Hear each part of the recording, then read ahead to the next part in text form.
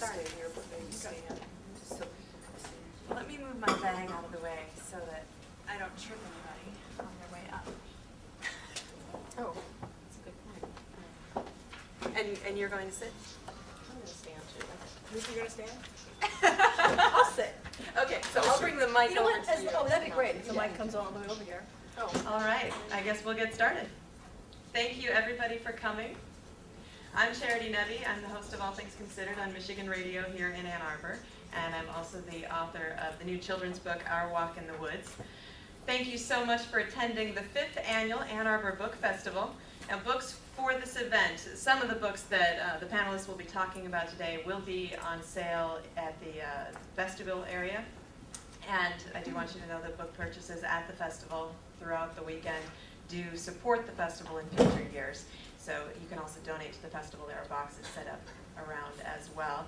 And also I want to mention that the authors who are here this weekend are volunteering their time and their talents for the festival. The Ann Arbor Book Festival is made possible in part by a grant from the Michigan Humanities Council, an affiliate of the National Endowment for the Humanities. And also we welcome your feedback on the events at the festival, so please take a moment to complete the evaluation forms that I think you find on your chairs. You can drop it off at the back of the room, or you can hand it to our wonderful volunteers. I will be into the back door back there. All right, great. So thank you again so much for coming. I'm going to make some brief introductions because I know you didn't come here to listen to me talk. So Firuza Dumas is the author of the best-selling book, Funny in Farsi, a memoir of growing up Iranian in America.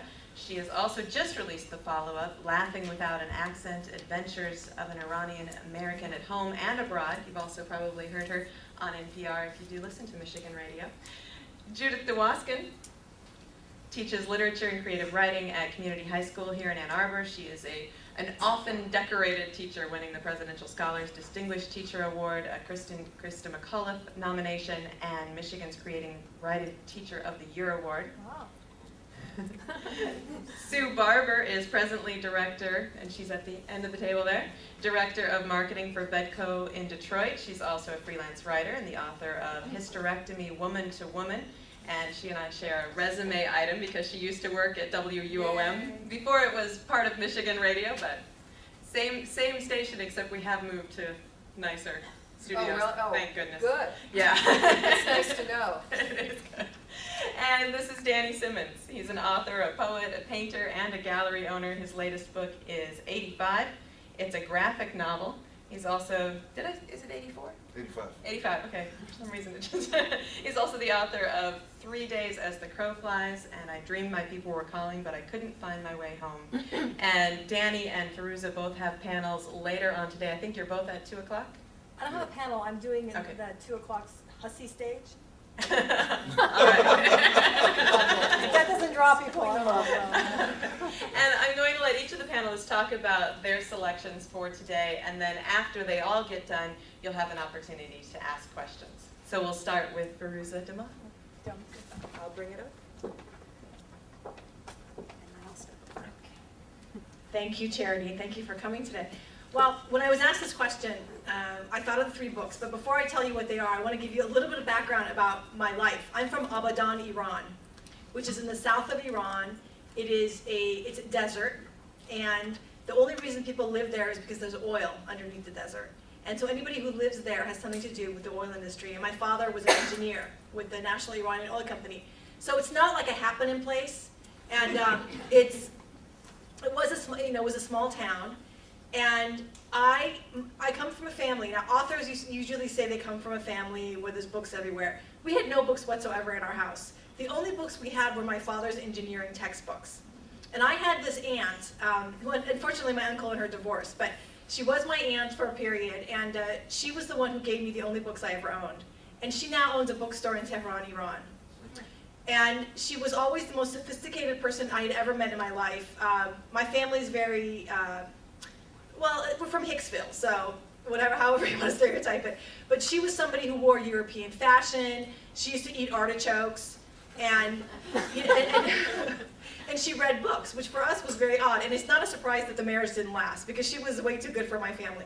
But anyway, so the books that she gave me, the first book she gave me was The Little Prince, and in Persian.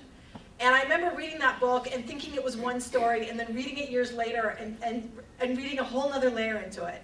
And it was one of those books, every time I read it, there's been something in it that I hadn't noticed before.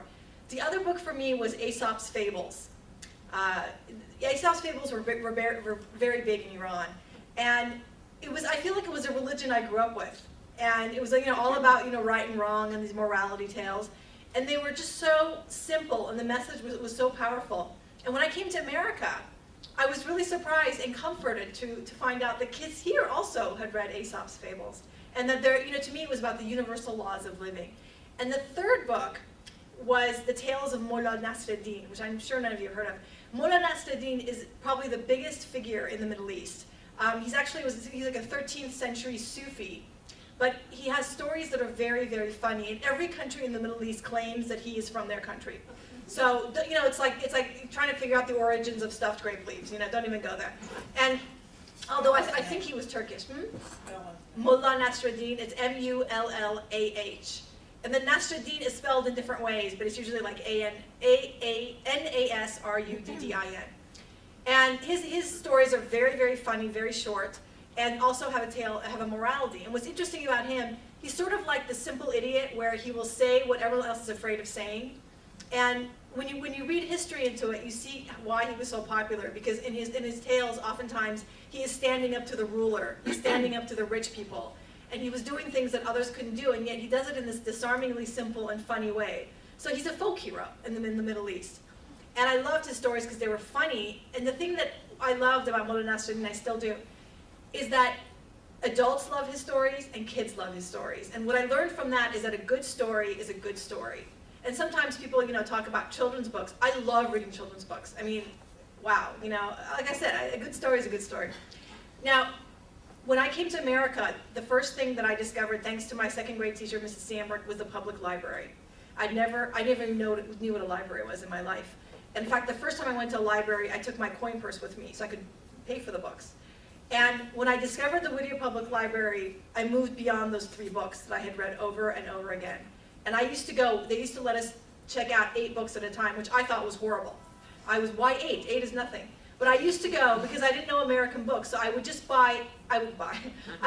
borrow 8 books from a shelf. I didn't even know any authors. So I would just take the first 8, and then I would return those and take the next 8. And so it was a very simple system.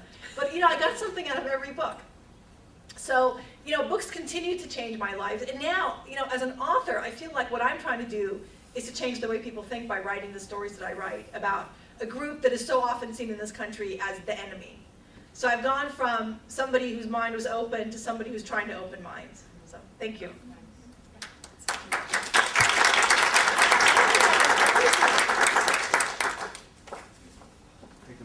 Well, let me see. Can you all hear me? I think my voice will carry, and so I wear trifocals.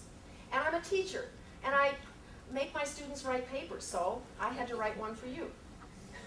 And as maybe the most senior member of the panel, I'm talking about the oldest book. I'm going to be talking about Nathaniel Hawthorne's Scarlet Letter. Okay, how many have read it? Oh, good. All right. The first time I read the Scarlet Letter, I was in a car on the way to Cincinnati. And I had just been hired at Pioneer High School on a Friday. I wasn't even allowed in the book room, and I was supposed to teach on a Monday, and the sub who had preceded me had taught everything short on the syllabus.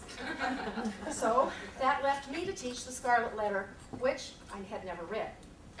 So I filled our old Stanley thermos with strong black coffee and read it from start to finish, while totally neglecting my 2 children in the back seat and my husband, the driver. Usually an attentive mom and devoted, chatty carmate, I was a useless bore.